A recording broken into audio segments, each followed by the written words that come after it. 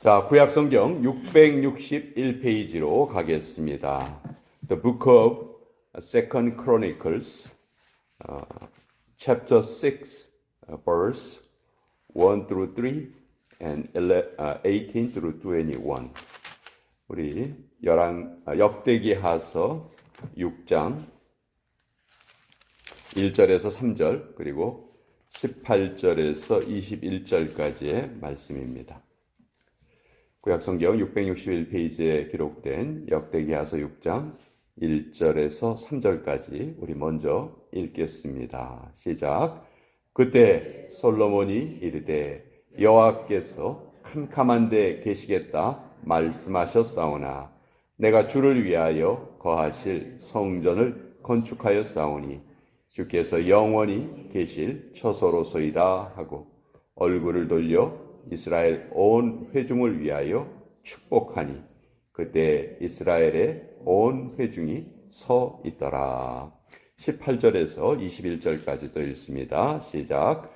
하나님이 참으로 사람과 함께 땅에 계시리이까 보소서 하늘과 하늘들의 하늘이라도 주를 용납하지 못하겠거든 하물며 내가 건축한 이 성전이오리이까 그러나 나의 하나님 여호와여 주의 종의 기도와 간구를 돌아보시며 주의 종이 주 앞에서 부르짖는 것과 비는 기도를 들으시옵소서. 주께서 전에 말씀하시기를 내 이름을 거기에 두리라 하신 곳 이 성전을 향하여 주의 눈이 주야로 보시오며 종이 이곳을 향하여 비는 기도를 들으시옵소서. 주의 종과 주의 백성 이스라엘이 이곳을 향하여 기도할 때 주는 그 간구함을 들으시되 주께서 계신 곳 하늘에서 들으시사 사하여 주옵소서. 하나님의 말씀입니다. 아멘.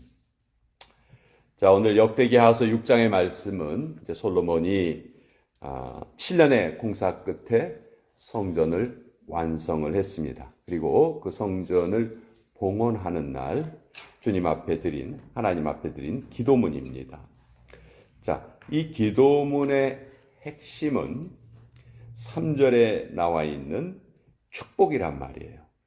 얼굴을 돌려 이스라엘 온 회중을 위하여 축복하니 그때 이스라엘의 온 회중이 서 있더라. 여기 축복이라는 단어가 나오죠. 복을 빌었다.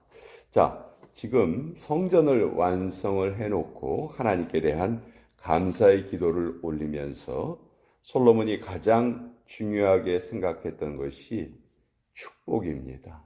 이 이스라엘 백성들을 하나님께서 복내려 주시옵소서. 그런데 그 복의 내용이 이제 4절서부터 쭉 기록되어 있는데 구체적인 것이 나와 있지 않아요. 솔로몬이 지금 이스라엘 백성들에게 축복을 하면서 강조하는 것은 다른 게 아니에요. 하나님의 존재이십니다. 그러니까 이 복이라는 게 다른 데 있지 않다는 거죠. 우리는 하나님이 내려주시는 복하면은 하나님이 내려주실 건강이라든지 명예라든지 이런 것들을 생각하기 쉬워요.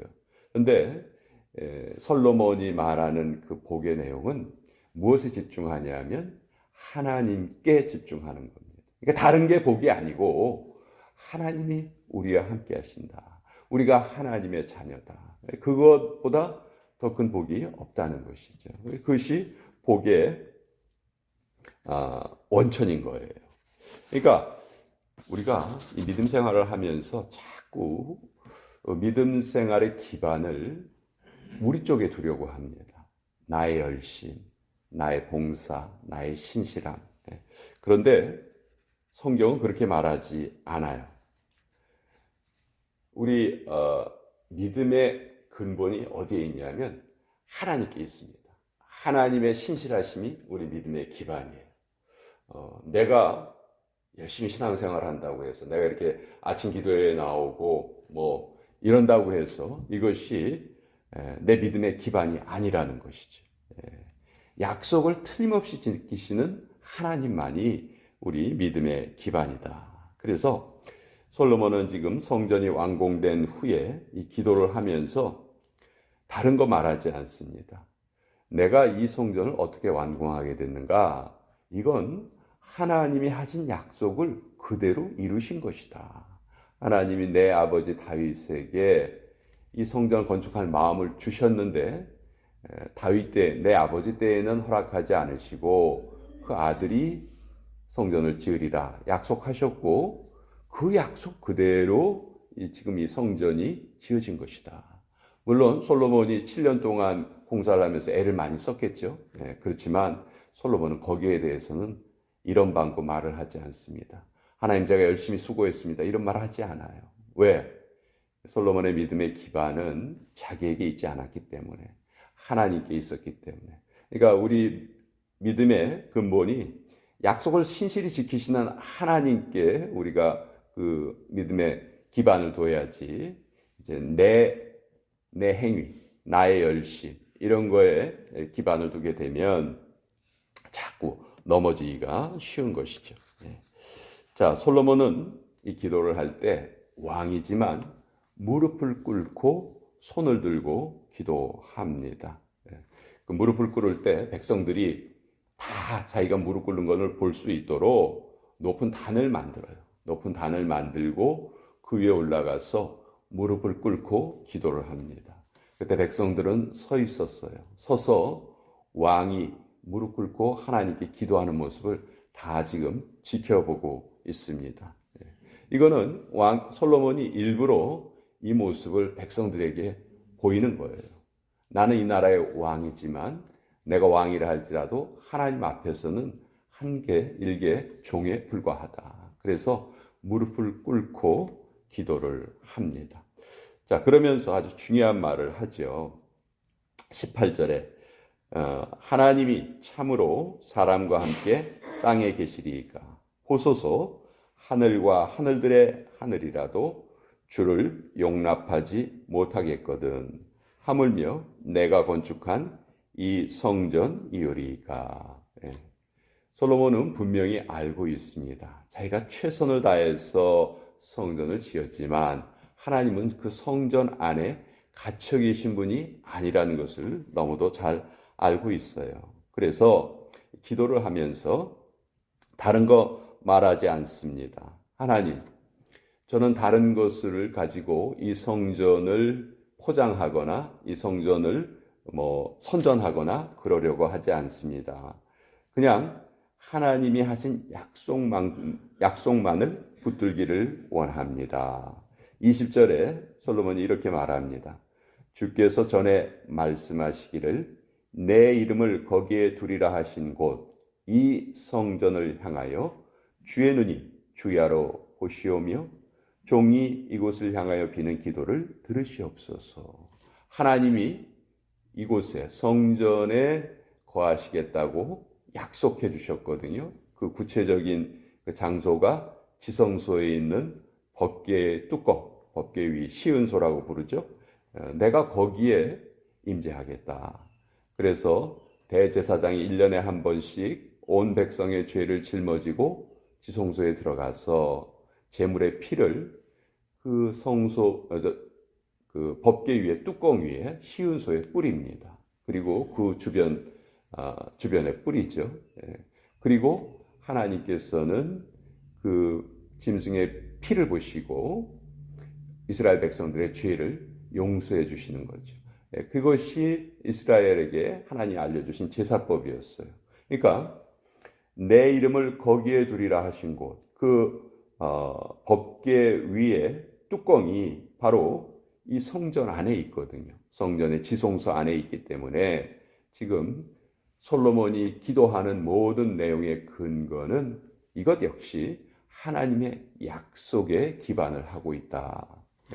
하나님이 우리의 기도를 들으시겠다고 약속하셨사오니 우리가 이곳에서 기도할 때 하나님 들어주시옵소서 이렇게 기도를 합니다.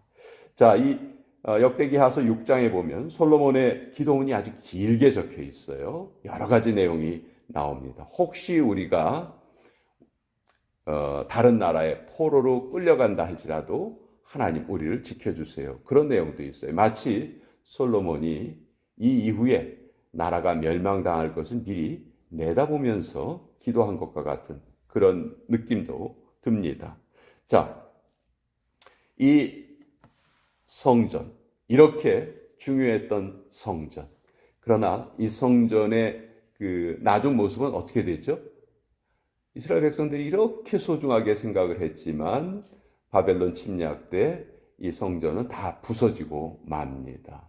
자, 바벨론의 포로로 끌려갔던 사람들이 다시 돌아오죠. 돌아와서 제일 먼저 했던 그 활동이 무너진 성전을 다시 짓는 거였어요. 그래서 두 번째 성전을 완성을 합니다. 그것이 스룹바벨 성전이었죠. 그렇지만 그 성전이 완성이 되어 있었어도 계속해서 이스라엘은 나라를 빼앗긴 식민지 상태에서 머무릅니다. 그리고 그 스룹바벨 성전이 몇백 년을 계속 존속을 해요. 자, 별로 솔로몬 성전에 비해서 잘 지은 성전이 아니에요. 솔로몬 성전은 정말 화려하게 잘 지었지만 두 번째 성전은 솔로몬 성전과 비교했을 때 참 초라했어요. 자, 초라했는데도 몇백 년 동안 또 이것을 제대로 보수도 하지 않고 잘 관리를 하지 못합니다. 점점 이스라엘 백성들의 신앙심이 약해지죠. 자, 요것을 이스라엘 백성들의 환심을 사기 위해서 이것을 크게 증축했던 인물이 있습니다. 유대인이 아니지만 유대인을 다스리는 그런 역할을 맡았던 헤롯이죠. 헤롯이 유대인의 환심을 사기 위해서 제일 먼저 했던 일이 이 스룹바벨 성전을 증축을 했어요. 아주 규모가 크게 증축을 했습니다. 그래서 46년 동안 짓습니다. 자, 솔로몬 성전은 7년 걸렸어요. 스룹바벨 성전은 4년 걸렸습니다. 짓는데, 근데 헤롯 성전은 46년이 걸렸어요. 그러니까 그 규모라든지 뭐 이런 거는 뭐 세 번째 성전이 가장 규모도 크고 제일 잘 지은 거죠.